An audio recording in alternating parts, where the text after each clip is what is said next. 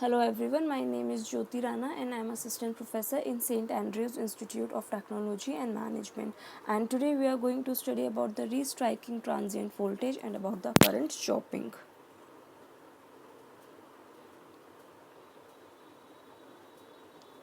So first we have restriking transient voltage.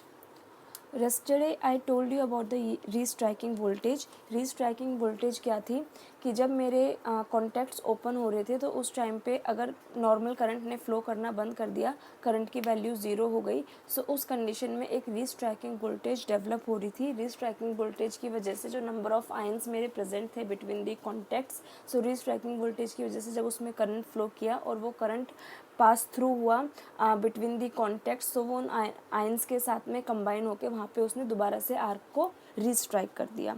अब restriking transient voltage क्या है कि when the current across the contact of the circuit breaker is zero.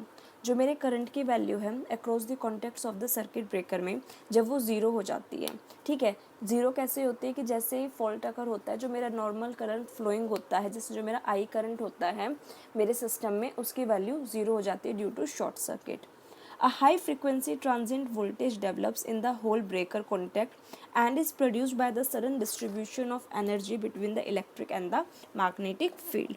ये क्या है कि जैसे ही फॉल्ट अकर हुआ तो जो मेरे नॉर्मल करंट था आई, उसकी वैल्यू क्या होगी, वहाँ पर ज़ीरो हो जाएगी. अब जैसे ही फॉल्ट अगर होगा तो मेरे मशीन के सारे पार्ट्स अपना काम करना छोड़ देंगे. They all left their working. तो उस टाइम पे मशीन में दो सर्किट होते हैं, एक इलेक्ट्रिक सर्किट होता है, एक मैग्नेटिक सर्किट होता है. So electric and magnetic circuit also stops their working. अब जो मैग्नेटिक सर्किट होता है वो मेरा एनर्जाइज होता है मेरे इलेक्ट्रिक सर्किट से. अब जब उसको इलेक्ट्रिसिटी ही नहीं मिलेगी, वहाँ की उसकी सप्लाई कट हो जाएगी, तो there is a distribution between the electric circuit and between the magnetic circuit. और उस डिस्ट्रीब्यूशन की वजह से एक वोल्टेज क्रिएट होती है सिस्टम में, जिस वोल्टेज की वैल्यू इनफ हाई होती है कि वो दोबारा से एक करंट को सिस्टम में फ्लो करा सके. अब जो वो करंट वहाँ पर फ्लो करता है, उस करंट की जो रेटेड वैल्यू होती है, करंट की जो वैल्यू होती है वो रेटेड करंट से, जो नॉर्मल करंट था उससे 10 to 15% हाई होती है, जिसकी वजह से जब कॉन्टैक्ट्स ओपन होना स्टार्ट होते हैं तो उसके बीच में जो भी मीडियम होता है, वेदर वो एयर है या फिर ऑयल है, depend on the type of circuit breaker we are using. So उस रीस्ट्राइकिंग वोल्टेज की वजह से जब वो हाई वैल्यू करंट कॉन्टैक्ट्स के बीच से फ्लो करता है, कॉन्टैक्ट्स के थ्रू फ्लो करता है, so due to the presence of the material, conducting material between the two contacts of the circuit breaker, a arc is produced between them. I hope ये चीज़ आपको समझ में आई होगी कि जब सर्किट ब्रेकर के कॉन्टैक्ट्स ओपन होने लगते हैं तो उनके बीच में जो भी मीडियम होता है दो कॉन्टैक्ट्स के बीच में, जिस टाइप का हम सर्किट ब्रेकर यूज़ कर रहे हैं वो उस पर डिपेंड करेगा. जैसे कि हम ऑयल सर्किट ब्रेकर यूज़ करें तो जब कॉन्टैक्ट्स ओपन होना स्टार्ट करेंगे तो उनके बीच में ऑयल होगा, ठीक है. अब वो ऑयल कैसे काम करेगा कि वो ऑयल कंडक्टिंग मटीरियल की तरह काम करेगा. जब रीस्ट्राइकिंग वोल्टेज प्रोड्यूस होगी सिस्टम में टोटल करंट ज़ीरो होने के बाद में, तो रीस्ट्राइकिंग वोल्टेज की वजह से एक हाई वैल्यू करंट फ्लो करेगा सिस्टम में. और जब वो करंट मेरा पास थ्रू होगा between the contacts, so due to the presence of that conducting material between the two contacts, ठीक है, वो उसके साथ में कंबाइन करेगा और फिर वो कंडक्ट करेगा, जिसकी वजह से कि सिस्टम में आर्क प्रोड्यूस होगी. This transient voltage is called restriking voltage. अब जो ट्रांजिएंट वोल्टेज, ट्रांजिएंट का मतलब क्या है, फॉल्ट कंडीशन. अब जब पूरा सिस्टम में सारी वैल्यू ज़ीरो हो गई तो जो फॉल्ट की वजह से जो मेरी वोल्टेज वहाँ पे प्रोड्यूस हुई थी, जो distribution of electric circuit and magnetic circuit की वजह से मेरी वोल्टेज प्रोड्यूस हुई थी, ट्रांजिएंट वोल्टेज प्रोड्यूस हुई थी, सो उस ट्रांजिएंट वोल्टेज को बोलते हैं restriking voltage. The voltage appears across the breaker contacts at the moment of final current has a serious influence on the arc extension process. ठीक है. अब इस करंट की वजह से अब ये रीस्ट्राइकिंग वोल्टेज की वैल्यू इनफ होती है कि ये आर्क को दोबारा से रीस्ट्राइक भी कर सकती है. रीस्ट्राइक कैसे कर सकते हैं कि ट्रांजिएंट कंडीशन में क्या होता है कि सबसे पहले मेरी सब ट्रांजिएंट कंडीशन होती है जब मेरे करंट की वैल्यू एकदम से हाई होती है। सब ट्रांजिएंट के बाद मेरी ट्रांजिएंट कंडीशन होती है जब वो हाई से अपनी लो पे आती है, एंड देन स्टेडी स्टेट होती है कि एक पोजीशन पर आकर वो ज़ीरो हो जाती है। बट जिस टाइम पे वो अपनी स्टेडी स्टेट कंडीशन पे होती है, ज़ीरो कंडीशन पे आने वाली होती है, सो रीस्ट्राइकिंग वोल्टेज अगेन एक करंट को फ्लो कराती है। रीस्ट्राइकिंग वोल्टेज की वैल्यू इनफ है कि वो अगेन करंट को फ्लो कराएगी, और जो नंबर ऑफ आयंस, जो चाहे minimum number of ions, less number of ions मेरे प्रेजेंट होंगे कॉन्टैक्ट्स के बीच में, अगर उन कॉन्टैक्ट्स के थ्रू थोड़े से भी अमाउंट में करंट फ्लो करेगा तो वो आर्क को दोबारा से रीस्ट्रक कर देते हैं। ठीक है, तो restriking voltage appears across the breaker contacts at the moment of final current, जब फाइनल करंट फ्लो कर रहा होता है, ठीक है, has a serious influence on the arc extension process. Yesterday I told you in the Slepins theory and the energy balance theory कि arc को हम सिर्फ तब इंटरप्ट कर सकते हैं जब मेरी डाइलेक्ट्रिक स्ट्रेंथ है वो मेरी रीस्ट्राइकिंग वोल्टेज से ज़्यादा हो, या फिर रीस्ट्राइकिंग वोल्टेज को सप्लाई मिलनी बंद हो जाए। दो कंडीशन थी, तो सेम ये कंडीशन यहाँ पर है कि जो आर्क एक्सटेंशन प्रोसेस है वो मेरा सिर्फ डिपेंड करता है मेरी रीस्ट्राइकिंग वोल्टेज पे। अगर मेरी रीस्ट्राइकिंग की वोल्टेज इनफ है, इतनी है कि वो करंट को फ्लो करा सकता है, तो मैं अपनी आर्क को एक्सटेंड नहीं कर सकती हूँ, मेरी आर्क एक्सटेंड नहीं होगी, वो अगेन एंड अगेन रीस्ट्रक्ट होती रहेगी सिस्टम में। ठीक है, अगर मेरे सिस्टम की डाइलेक्ट्रिक स्ट्रेंथ ज़्यादा है रीस्ट्राइकिंग वोल्टेज से, तो मेरी आर्क एक्सटेंड हो जाएगी और मेरे जो कॉन्टैक्ट्स हैं वो प्रॉपरली सेपरेट हो जाएंगे। Under the influence of this voltage, arc tries to restrike and hence it is named as restriking voltage. अब हमने इसमें सिस्टम लिया है कि consider a simple system having a circuit breaker CB, ऐसा जैसे इस फिगर में दिखा रहे हैं। L क्या है, मेरा इंडक्टेंस है per phase of the system up to the fault point, R is the resistance and up to the fault point, and C is the capacitance. So इसमें मैंने RLC सर्किट यूज़ किया है, circuit breakers use किए हैं। अब इसमें short circuit condition के time में क्या होंगे कि when the fault occurs in the system, under fault condition the contacts of the circuit breaker are open and the capacitance C is short circuit and the fault and the short circuit current is limited by the resistance and inductance. So यहाँ पे मैंने RLC use किया and C use किया है। तो अब इसमें क्या है, सर्किट ब्रेकर यूज़ कर रही हूँ, तो जैसे ही मेरा शॉर्ट सर्किट अकर होगा, मेरे सिस्टम में फॉल्ट अकर होगा, तो जो मेरा कैपेसिटेंस है वो शॉर्ट सर्किट हो जाएगा। कैपेसिटेंस शॉर्ट सर्किट का मतलब क्या है कि जो वो काम कर रहा था, जो उसमें एनर्जी स्टोर्ड थी, जो उसको सप्लाई मिल रही थी, जिससे वो एनर्जी स्टोर कर रहा था, तो अब वो सप्लाई मिलनी उसको बंद हो गई है। ठीक है, तो मेरा जो कैपेसिटर है वो शॉर्ट सर्किट हो जाएगा, और कैपेसिटर शॉर्ट सर्किट होने के बाद में जो मेरा फॉल्ट करंट फ्लो करेगा मेरे सिस्टम में, उस फॉल्ट करंट को लिमिट करेगा मेरा रेजिस्टेंस एंड इंडक्टेंस।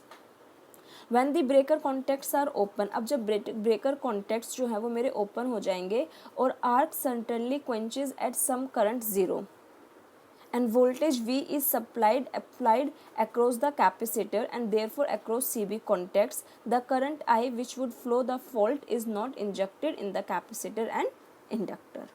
सो यही कंडीशन है कि अब जब मेरे कॉन्टैक्ट्स ओपन होंगे और आर्क सर्टेनली क्वेंचेस, जो मेरी आर्क है वो सर्टेनली करंट ज़ीरो की वजह से आर्क सर्टेनली ख़त्म होने वाली होगी, so voltage V is suddenly applied across the capacitor. So एक रीस्ट्राइकिंग वोल्टेज दोबारा से अप्लाई की जाएगी अक्रॉस द कैपेसिटर। ठीक है, across the circuit breaker contacts, the current I which would flow the fault is not injected in the capacitor and inductor, due to which जो मेरा fault current है वो दोबारा से flow करेगा, और जो number of ions मेरे present होंगे between the contacts, उनके साथ में वो combine करके arc को restrike कर देगा। सो ये मेरा प्रोसेस होता है रीस्ट्राइकिंग ट्रांजिएंट वोल्टेज का। आई होप आप लोगों को रीस्ट्राइकिंग ट्रांजिएंट वोल्टेज समझ में आई होगी। हम लोगों ने ट्रांजिएंट कंडीशन पढ़ी थी, सेम ये वही कॉन्सेप्ट है। अब ट्रांजिएंट कंडीशन में क्या था कि जैसे सिस्टम में फॉल्ट अकर होता था तो एक high rated value current flow करता था, जिसकी जो रेटेड वैल्यू होती थी वो मेरे नॉर्मल करंट से 10 to 15% ज़्यादा होती थी।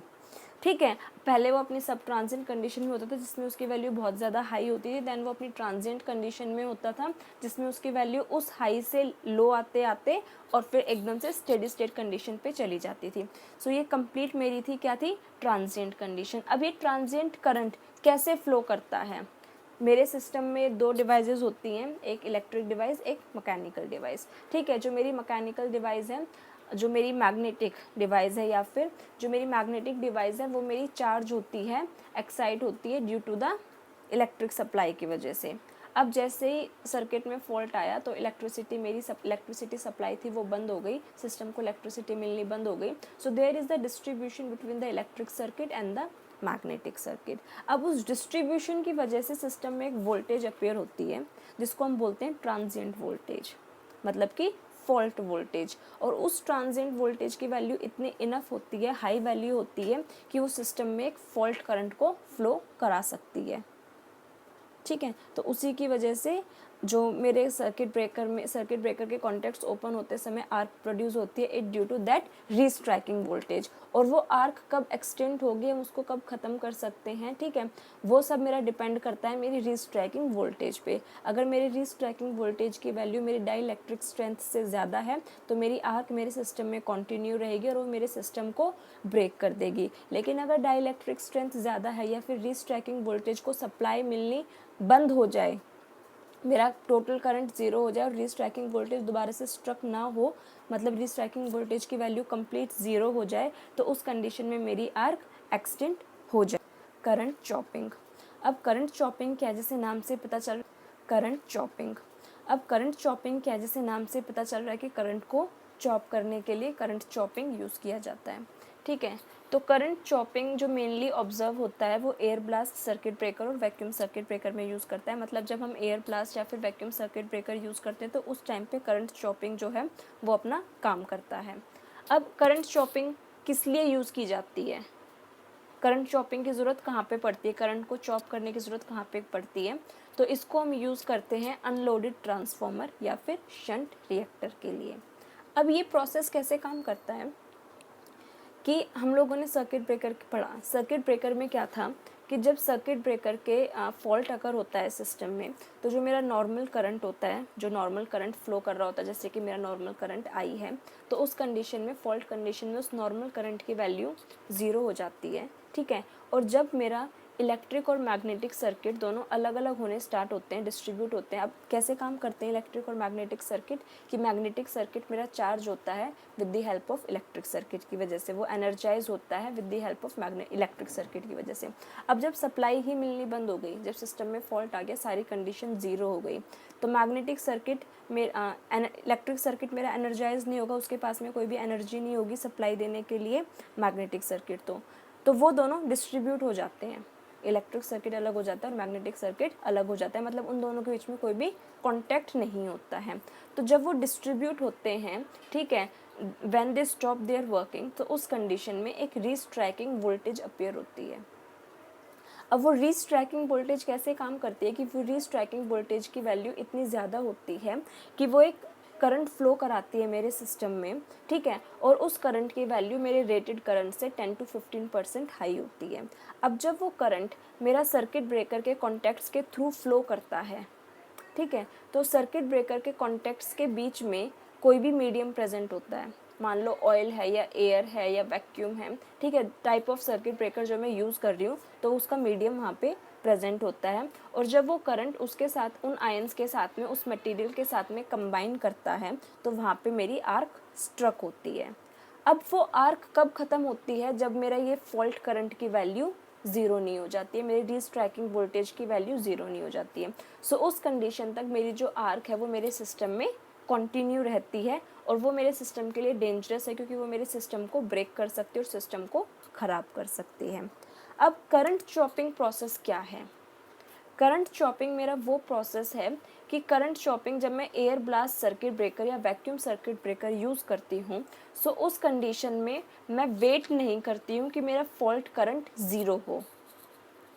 फॉल्ट करंट को ज़ीरो होने से पहले ही उस करंट की वैल्यू को ज़ीरो कर दिया जाता है, फॉल्ट करंट की वैल्यू को ज़ीरो कर दिया जाता है, मतलब उसके नेचुरली ज़ीरो होने से पहले ही उस करंट को चॉप कर दिया जाता है और ज़ीरो कर दिया जाता है। मतलब एयर ब्लास्ट सर्किट ब्रेकर में जो मेरा फॉल्ट क्लियरिंग कैपेसिटी है वो मेरी फिक्स है और इंडिपेंडेंट है मेरे फॉल्ट करंट लेवल के। In this case, when breaker is used To break the circuit of unloaded transformer or shunt reactor, the current will be brought to zero under natural current zero. ठीक है, before natural current zero. सो ये कैसे काम करता है, air blast circuit breaker या फिर हम वैक्यूम सर्किट ब्रेकर अगर यूज़ कर रहे हैं for the shunt reactor and unloaded transformer के लिए, और जब उसमें फॉल्ट अकर होता है तो बिफोर करंट, मतलब जो फॉल्ट करंट है वो ज़ीरो हो, उससे पहले ही करंट की वैल्यू को ज़ीरो कर दिया जाता है. अब ये कैसे होता है, ठीक है, breaker is interrupting only the magnetising current which is less compare to the full load current और द फॉल्ट करंट. अब इसमें क्या है, जो मेरा ब्रेकर है, मेरा सर्किट ब्रेकर है, वो सिर्फ मेरे मैग्नेटाइजिंग करंट को टारगेट करता है. दो करंट है, एक इलेक्ट्रिक करंट और एक मैग्नेटाइजिंग करंट है. ठीक है, तो इलेक्ट्रिक करंट और मैग्नेटाइजिंग करंट के डिफरेंस की वजह से मेरी वोल्टेज प्रोड्यूस हो रही थी. अब वो क्या कर रहा है कि उस मैग्नेटाइजिंग करंट की वैल्यू को ज़ीरो कर देता है. मैग्नेटाइजिंग करंट की वैल्यू को अगर ज़ीरो कर दिया, क्योंकि मैग्नेटाइजिंग करंट की वैल्यू ज़ीरो करनी इसलिए आसान है क्योंकि उसकी वैल्यू फुल लोड करंट या फिर फॉल्ट करंट के कंपैरिजन में बहुत कम है. अगर उसकी वैल्यू ज़ीरो हो जाएगी तो मेरी रीस्ट्रैकिंग वोल्टेज ही मेरे सिस्टम में अपीयर नहीं होगी. As the capability of breaker arc extension is high enough, therefore low magnetizing current will be brought to zero before natural current zero position. अब कैपेबिलिटी जो मेरे ब्रेकर की है आर्क को एक्सटेंड करने की, वो हाई इनफ है. ठीक है, therefore low magnetising current will be brought to zero. अब जो मैग्नेटाइजिंग करंट, जो लो मैग्नेटाइजिंग करंट था, उसकी वैल्यू को ज़ीरो कर दिया गया before natural current zero position, कि वो फॉल्ट करंट अपने आप ज़ीरो होता, उससे पहले ही जो करंट, फॉल्ट करंट फ्लो कर रहा था with the help of air blast या वैक्यूम सर्किट ब्रेकर से हमने उसको ज़ीरो कर दिया, करंट चॉपिंग करती. ठीक है, तो इस प्रोसेस को हम बोलते हैं current chopping. This is known as current chopping. So current chopping का एक ओवरव्यू दोबारा से दे देती हूँ कि इसमें क्या होता है कि हम एयर ब्लास्ट, जब भी हम एयर ब्लास्ट या वैक्यूम सर्किट ब्रेकर को यूज़ करते हैं अनलोडेड ट्रांसफार्मर या शंट रिएक्टर के लिए, तो ये इंडिपेंडेंट और फिक्स होते हैं फॉल्ट करंट के लेवल पे. ठीक है, ये डिपेंड नहीं करते कि फॉल्ट करंट जब ज़ीरो होगा उसके बाद में ही कॉन्टैक्ट्स पूरे तरीके से ओपन होंगे. ठीक है, उस टाइम पे मेरे टोटल करंट की वैल्यू ज़ीरो होगी, नहीं. ये क्या करते हैं कि ये उस फॉल्ट करंट को पहले ही ज़ीरो कर देते हैं. अब ये फॉल्ट करंट को ज़ीरो कैसे करते हैं कि जो मैग्नेटाइजिंग करंट फ्लो कर रहा है, ये मैग्नेटाइजिंग करंट को टारगेट करते हैं, मैग्नेटाइजिंग करंट की वैल्यू को लो करते हैं, और मैग्नेटाइजिंग करंट की वैल्यू को लो करने के बाद में ज़ीरो तक लाने के बाद में अब रीस्ट्रैकिंग वोल्टेज क्यों स्ट्रक हो रही थी, मैग्नेटाइजिंग करंट और इलेक्ट्रिक करंट की वजह से. जब मैग्नेटाइजिंग करंट एग्जिस्ट ही नहीं करेगा तो रीस्ट्रैकिंग वोल्टेज भी अपीयर नहीं होगी, और रीस्ट्रैकिंग वोल्टेज अपीयर नहीं होगी तो फॉल्ट करंट की वैल्यू अपने आप ख़त्म हो जाएगी. फॉल्ट करंट अपने आप, उसको कोई सप्लाई नहीं मिलेगी तो फॉल्ट करंट की वैल्यू अपने आप क्या होगी, ज़ीरो हो जाएगी. So this process is known as current chopping. I hope आप लोगों को रीस्ट्रैकिंग ट्रांजिएंट वोल्टेज समझ में आया होगा एंड करंट चॉपिंग प्रोसेस समझ में आया होगा. And still if you have any doubts regarding both these topics then please do ask me. Thank you.